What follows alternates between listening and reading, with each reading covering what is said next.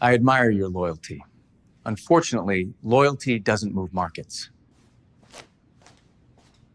He didn't even bother to look me in the eye when he fired me. The moment replayed in my mind like a broken record. I must have blinked 100 times, wondering if I misheard him. But no, his voice was clear, dispassionate, and hollow. I had been fired. The day had started like any other. I arrived at the Core Vision Tower at 7:53 a.m., 7 minutes ahead of my usual. The sky over Austin was a crisp October blue, with just a touch of chill in the air. Autumn in Texas always surprised me.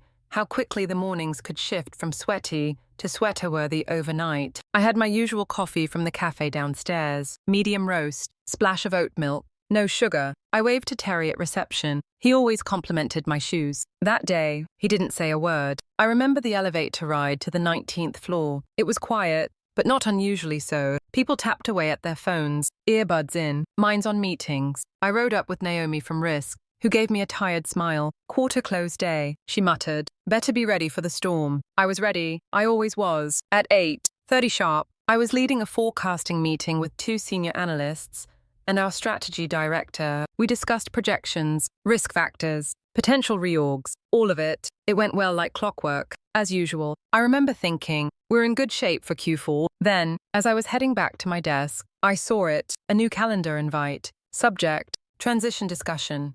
HR. From Grant Ellison. My stomach tightened. Grant Ellison, the new CEO, had been with us for barely 3 weeks. He came from a large East Coast firm, all sharp suits and Harvard-tinged arrogance. I'd watched him float through meetings, like he was scanning for who was worth keeping. I had a feeling he never really looked at me, not properly. I clicked on the invite. 10:45. Meeting. Location. Conference room B. No details. I tried to brush it off. Maybe it was a project realignment. Maybe he wanted to move me into a broader strategic role. After all, I had been instrumental in building the financial analysis division from scratch over the last 4 years. My record was solid. My team respected me. The numbers didn't lie. But I knew better. I could feel it in the way people averted their eyes when I passed their desks. I could feel it in the sudden, awkward silence that followed me into the break room. At 10:43, I walked to conference room B. I paused outside the door, adjusted my blazer, took a deep breath, and stepped inside. Grant was already there, seated at the head of the table. Miss Darnell from HR sat beside him, her tablet open but untouched. Grant didn't even glance up as I entered. He just gestured to the chair across from him. Please, Sylvia, sit. I did. Slowly, carefully. He cleared his throat, then launched into it like reading off a script. We want to thank you for the energy and expertise you've brought to Core Vision, he began. But as we restructure for a more competitive future, we're making some hard decisions, streamlining leadership, driving new performance thresholds. I blinked. Wait, are you saying your position is being eliminated, effective immediately? The words didn't register. On what grounds? It's not about you personally, he said, his tone flat. It's about vision, alignment. Leadership needs to evolve, and we're seeking a more results-driven, dynamic approach. We need people who can make hard calls. I've been making hard calls for 4 years, I said, my voice sharp with disbelief. I delivered record efficiency in analytics, caught 2 vendor fraud issues, and spearheaded the last audit. What definition of results are you using? Miss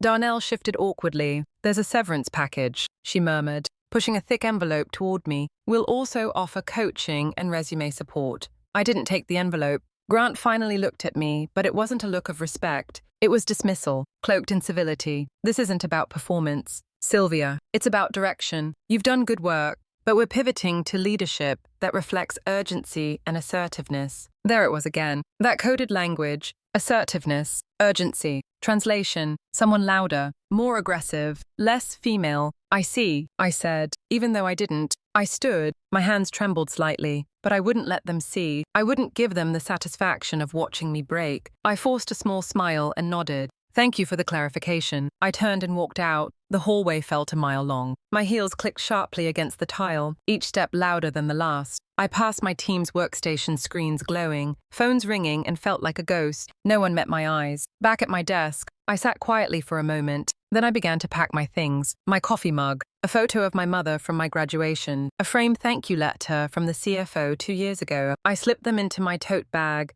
like they were relics of a past life. Naomi appeared beside me, eyes wide. What happened? I didn't want to speak, but the words tumbled out. I was let go. What? Why? That doesn't make sense. I smiled faintly. Apparently, I'm not dynamic enough for the new core vision. She looked like she was about to cry. I squeezed her hand. You'll be okay. Just keep your head down for now. She nodded, speechless. I walked past the elevator, through the lobby, and into the sunlight. The heat of the day had crept in. I stood on the curb for a long moment, unsure of where to go. I finally climbed into my car, turned the ignition, and sat there, hands gripping the wheel. I stared up at the shining tower of Core Vision, a place I had given everything to, and it had discarded me like a dated spreadsheet. He hadn't even looked me in the eye, but I remembered every word, every inflection, every ounce of quiet contempt behind his, "We wish you the best." I didn't cry. Not in the car, not at home, not even when I set the envelope down on my kitchen counter and stared at it for an hour. But I did start remembering. That day, I lost my job, but not my memory.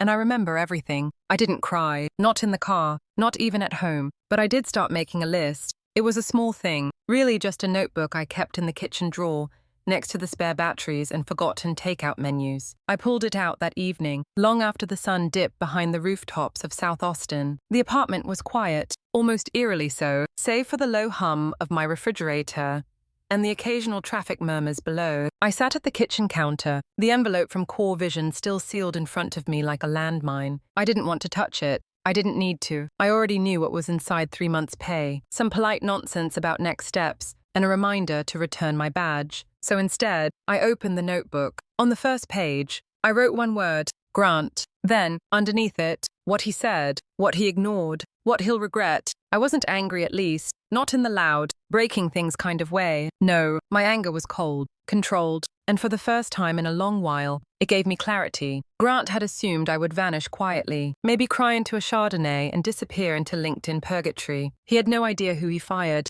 The next morning, I woke up early, not because I had to, but because I wanted to. There was no alarm, no commute. Just me, a fresh cup of coffee, and the nagging need to do something. I pulled out my laptop and began combing through every public record Core Vision had filed over the past 18 months. SEC filings, vendor agreements, organizational charts, media statements. I downloaded, highlighted, and cross-referenced like I was prepping for a federal audit. And in some ways, I was. At noon, I called the one person I trusted without hesitation, Dr. Miriam Cole. She'd been my professor in graduate school, but more than that, she had been my quiet sponsor long after I graduated, the kind of woman who never raised her voice, but somehow made the entire room lean in. She had once told me that quiet competence scares mediocre men more than failure ever could. She picked up on the second ring. "Sylvia," she said, her voice warm, sharp as ever. "What's wrong?" I told her everything. There was a pause. "Then, he fired you because you don't fit his image of a leader." "Pretty much. And you let him." I let out a small, humorless laugh. I walked out. What else was I supposed to do? "Remember who you are," she said. "You didn't just work for Core Vision. You built the foundation they still profit from." I blinked. "Miriam, I signed over that early model during the merger, but not the rights to the seed fund your uncle invested under your name. Remember?" My breath caught.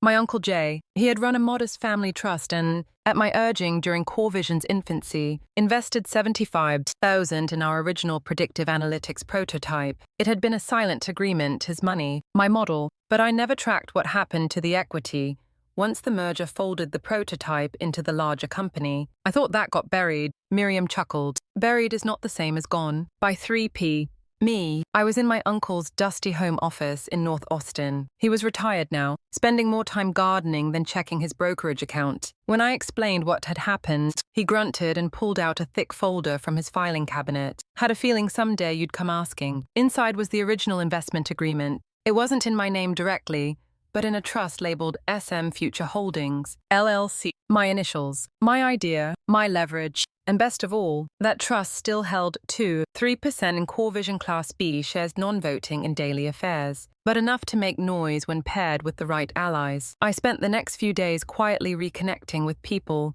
who used to have power at Core Vision, retired board members, disgruntled former partners, even a few junior execs who now ran their own ventures. Most remembered me fondly. Some remembered what Grant had done. Then came the message that changed everything, a cryptic text from Naomi. "European client dropped. Grant's forecast missed badly. Quiet panic here." It wasn't just a minor loss. It was a major crack in Grant's armor, and it proved what I had always known: he didn't understand our systems, our models, or our markets. He knew how to talk. I knew how to listen. That night, I pulled up the original architecture for the predictive engine I'd built years ago. I cross-referenced it against the new quarterly reports Naomi had accidentally sent me via her personal email. The difference was staggering. He had altered core assumptions, ignored risk variance, and presented over-optimistic results to investors. It was sloppy. I started compiling the evidence into a single, clean file titled Strategic Deviation Report. In it, I listed every misstep, every manipulated number, and how it all tied back to decisions made under Grant's leadership. I worked until 2 a.m. May,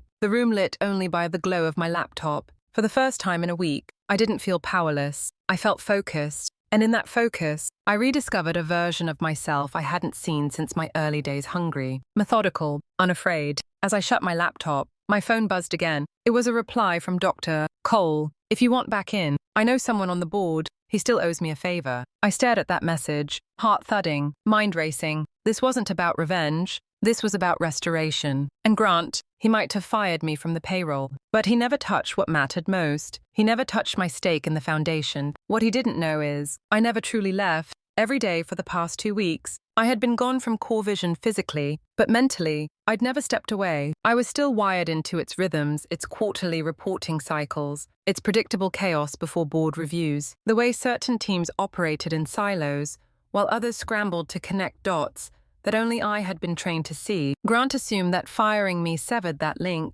What he didn't know was that people talk, people remember, people resent, and they leak. Naomi Perez, for instance, she was just a junior analyst when I hired her 2 years ago, fresh out of grad school, quiet, precise, and too often overlooked. But I had seen the spark. I mentored her personally, helped her build confidence in board-facing reports, and even coached her through her first cross-department pitch. When I was let go, she sent me a 2-line email. If you ever need anything, I'm here, and I see everything. I didn't ask her for favors right away. I didn't have to. Naomi had initiative. One morning, I woke up to find a Dropbox folder invite from a dummy Gmail account. Inside were internal meeting minutes, performance forecasts, and most importantly, a revised Q4 strategy deck that Grant had presented just 2 days earlier. It took me 15 minutes to see the problem, and another 20 to confirm he had no idea what he was doing. His numbers were padded, his assumptions untested, and his projections laughably aggressive. Worse, he had completely ignored the key metric that had saved Core Vision from collapse last year. Churn risk modifiers, metrics I created. He had removed the core model I designed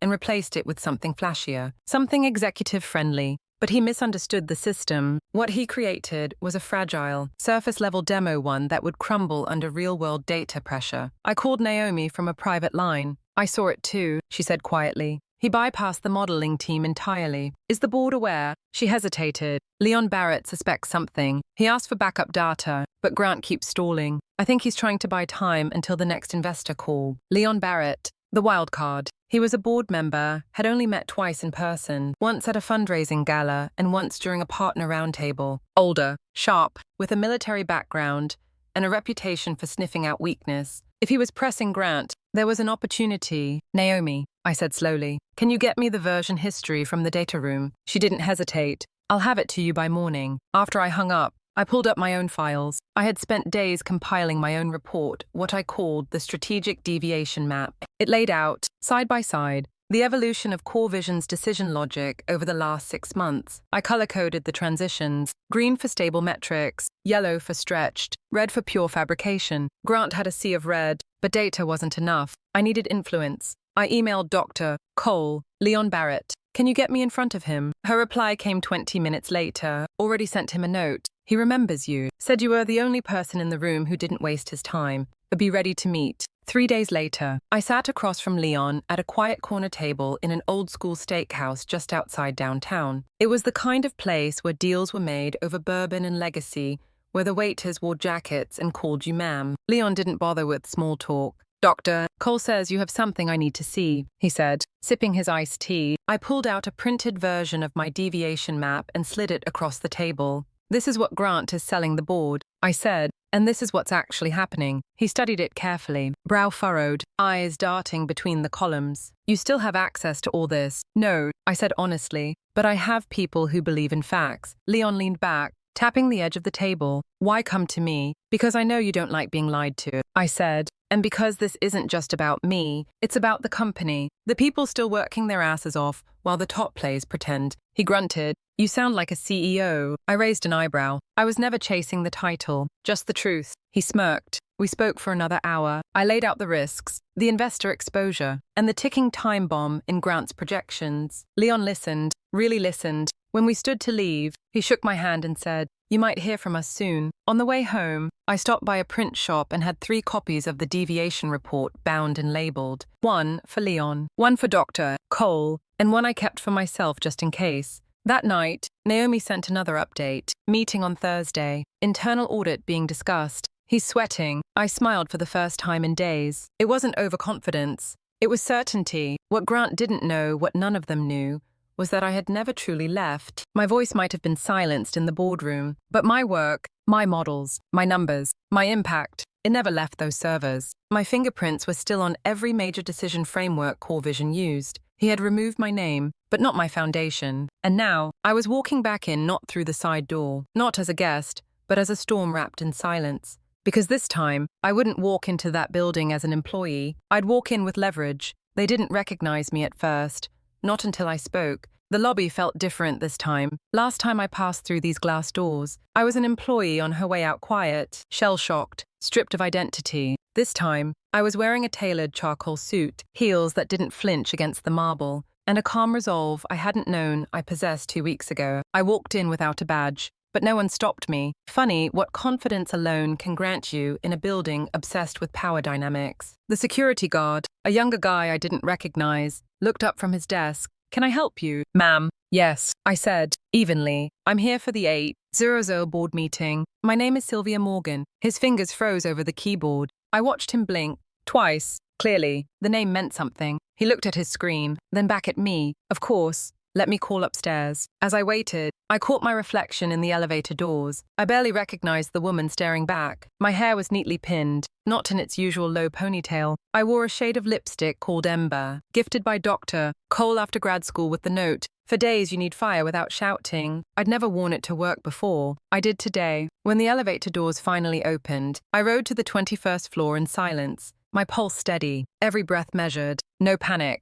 no self-doubt, only purpose. The boardroom was at the end of the corridor, lined with frosted glass and silence. I reached for the handle, then paused just a moment. I remembered standing in this hallway weeks ago, papers in my arms, heart full of hope, being passed over in a meeting where my name wasn't even mentioned. But today would be different. Inside, the long walnut table was already surrounded. I saw familiar faces: Mrs. Evelyn Trent at the head, Leon Barrett beside her, 3 others I vaguely remembered from quarterly strategy calls. At the far end, slouched in a navy blazer with a silver tie, was Grant Ellison. He looked relaxed, until he saw me, his brow furrowed, then his lips parted slightly, as if he couldn't quite understand what his eyes were registering. "Miss Morgan," Evelyn said, lifting an eyebrow. "We didn't expect." Leon cut her off, smoothly. "She's here at my invitation. The floor is yours." "Sylvia." Grant straightened. "Excuse me, but she's no longer with CoreVision. This meeting is for stakeholders and board advisors only." I looked directly at him.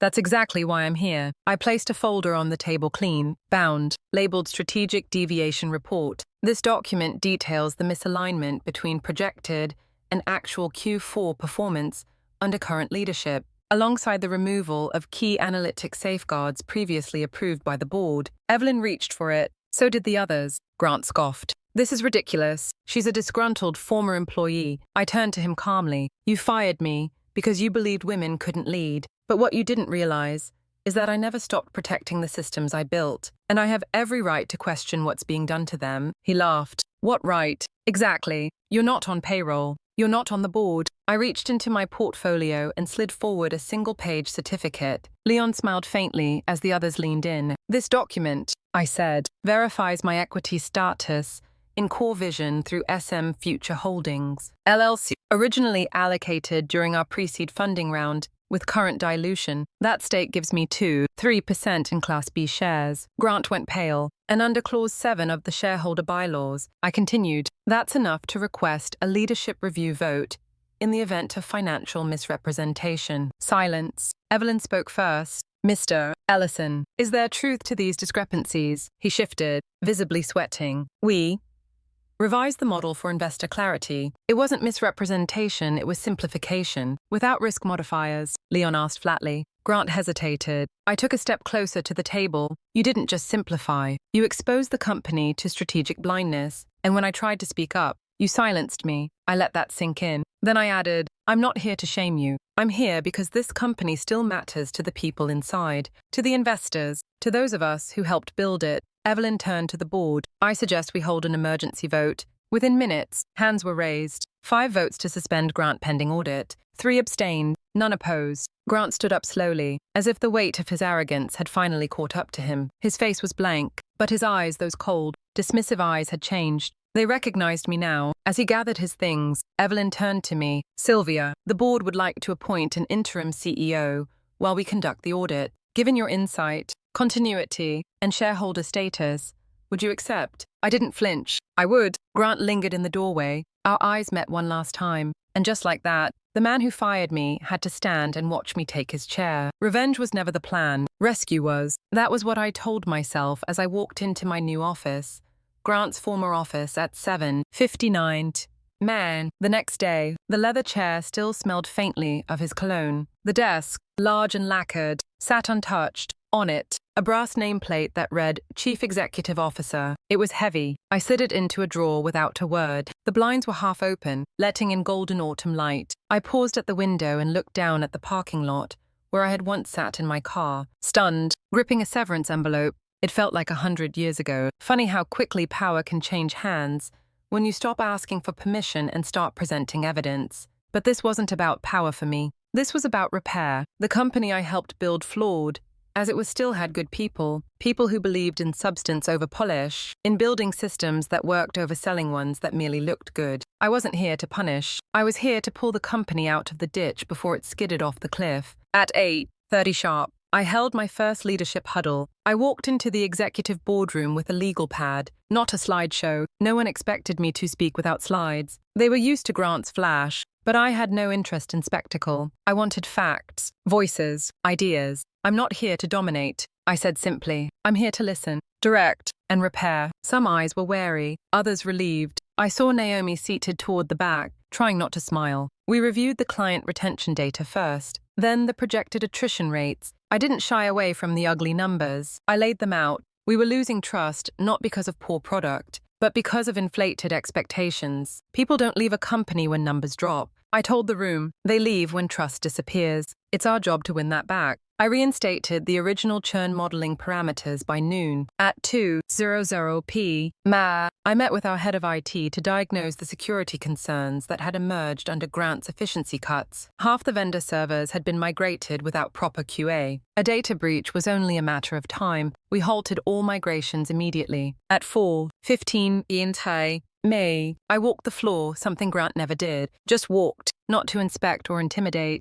but to exist in the same space as the people whose work made this place run. I stopped at desks, asked questions, remembered names. People looked startled, then curious, then gradually relieved. They had expected a tyrant. What they got was a human being. That night, I stayed late. Naomi dropped by my office with a stack of reports. You're actually doing it, she said quietly. Fixing this. I glanced up. You helped me get here. She shrugged, but her smile said more than her words. Before she left, I told her, you're promoted, senior analyst, starting Monday. Her eyes went wide. Really? You've earned it. As the building emptied, I sat alone at my desk, reviewing a list of calls I needed to make. One was to a European client we had lost during Grant's Q4 disaster. I didn't want to email. I wanted to speak directly, honestly, so I called. The line rang 6 times before a voice answered. Miss Morgan, we didn't expect to hear from anyone at Core Vision for months. I understand, I said, and I don't blame you, but I'd like to start by telling you what went wrong and what we're doing to make it right. We spoke for 43 minutes. They didn't promise to return, but they agreed to reopen the conversation. That was enough for me. By the end of the week, I had replaced 3 mid-level managers who had protected Grant's decisions instead of questioning them, not as revenge, but as restoration. You can't build a stable house on rotten beams. I offered them fair packages, no backroom politics, no theatrics. I also brought in one new leader, someone I had worked with 5 years ago in a failed startup, someone who had left corporate altogether to run a non-profit. He didn't want the role at first. You don't need me, he said. You're doing fine. I need people with a spine, I replied. And a conscience. You have both. He said yes. By week 2, I had scheduled a town hall for the entire company. I wanted them to hear from me not in a polished press release, but face to face, even if just through a Zoom link. I won't make promises I can't keep. I told them, but I'll tell you this, leadership is earned, not inherited. You deserve better than someone who looks good on paper. You deserve someone who listens, learns, and leads with clarity. Afterward, I received an email from a junior engineer I'd never met. I've never believed in leadership speeches until today. Thank you for sounding like a real person. I printed it out and pinned it to the bulletin board behind my desk. One morning, while walking into the building, I passed Grant. He was in the lobby, in street clothes, talking to someone from HR. He looked older somehow, smaller. He didn't meet my eyes. I didn't stop. I didn't need to. This wasn't about him anymore. It was about the people still in the building, the work still unfinished, and the company still worth saving. It wasn't just a comeback, it was the beginning of something better. He sent me a message that night, just one sentence. You win. It came in at 10:42 p.m. Just as I was washing a glass from the long-forgotten bottle of red wine I'd finally opened. I didn't recognize the number at first. No name, no thread, just a grey text bubble, short and sterile. You win. It didn't say sorry. It didn't offer explanation. It didn't ask for forgiveness. But it was enough. I stared at it for a moment, then locked my phone and set it face down on the counter. I didn't respond. There was nothing left to say. Grant Ellison had finally said what he couldn't look me in the eye and admit weeks ago, not in words, but in surrender. I didn't need the trophy. I had the truth. Earlier that day, I had walked out of a meeting with 3 of our international partners. They had just agreed to rejoin Core Vision's strategic platform after 2 weeks of negotiations. Transparency and listening, real listening, not sales talk, not posturing. I walked out of that call not with applause, but with relief, a quiet, private kind of relief that comes not from winning, but from restoring something others had already written off. The office was nearly empty when I returned to my desk. Most of the team had gone home. Naomi had left a sticky note on my monitor. We ordered extra coffee for your morning meeting, decaf included. Thought you'd appreciate the choice. That simple sentence made me smile. I leaned back in my chair and looked around. The office was no longer cold. It had rhythm again. People smiled when they passed each other. Voices carried beyond hushed whispers. There was life here again. On the edge of my desk sat the envelope Grant had handed me weeks ago. I had never opened it. Not once. The edges were still sealed, though slightly worn from travel. That day, I picked it up, walked to the paper shredder, and fed it through without hesitation. That severance package had been an attempt to silence me, to send me away quietly. But I hadn't gone quietly. I had come back not with vengeance, but with clarity. I hadn't needed to shout or scheme. I had let the truth do the heavy lifting. Let consistency speak louder than arrogance. Let competence drown out the noise. Later that evening, I received an email from Dr. Cole. I saw the press coverage. You handled it like a surgeon. Never forget, you didn't just protect a company. You reclaimed your place in it. Attached was a photo. It was from our grad school days, me and her, sitting on a university bench, a laptop open between us, mid-debate. My eyes were narrowed. Her hand was raised like she was mid-point. The caption she added read, "The moment before you made me change my mind. Still doing it. I see. I saved it." That weekend, I took the time I hadn't given myself in years. I walked along Lady Bird Lake. I went to brunch alone. I called my mom. She hadn't said much when I was fired, only that she trusted me to find my way through it. Now, when I told her everything, my return, the vote, the chair, she paused, then said, "I always told you being underestimated would be your greatest weapon. You don't swing first. You stand still, and you let them trip over you." She was right. I was never the loudest in the room, never the first to demand attention. But I had always known the work, known the numbers, known people. I had been told once that women like me don't fit the mold. Turns out the mold was the problem. I don't know how long I'll stay in this role. Maybe a year, maybe more. But one thing I do know, I'm not here to prove anything anymore. I'm not here to fight for space in someone else's story. I am the story. And every time I sit down in this office, adjust this chair to my height, and open my laptop to build something that matters, I remember, funny how the chair he thought I didn't deserve now fits me perfectly. She didn't scream, didn't retaliate with noise. She rebuilt herself with truth, walked back in with grace, and let her competence speak louder than their doubt. Sylvia's journey is a reminder that real leadership doesn't shout, it listens, stands firm, and rises when no one expects it. Never underestimate the quiet one in the room, because one day she might own the room. Don't judge someone by how silent they seem. Some storms arrive without thunder, and if this story moved you, maybe share it with someone who's ever been told they weren't enough.